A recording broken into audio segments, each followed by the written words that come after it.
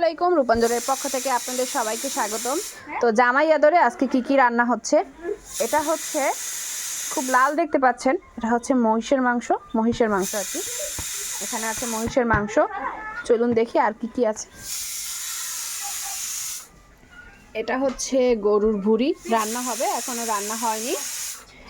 এটা হচ্ছে গরুর পায়া, তা পরিষ্কার করে আনা হয়েছে বাজার থেকে, এগুলো এখন রান্না হবে ধুয়ে ভালো করে। এটা হচ্ছে মহিষের মানে গুদ্দা বলে, যেটাকে গুদ্দা বা বিসমিল্লা যেটাকে বলি আমরা, গুদ্দা বলে, এটা গুদ্দা।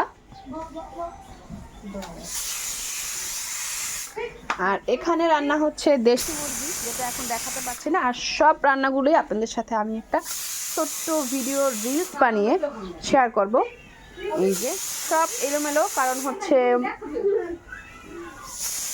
গেস্ট আসতেছে। গেস্ট বলতে শুধু জামাইরা আসবে আর কি, মানে জামাই আসবে, জামাইরা না, জামাই আসবে, এটা আর কি।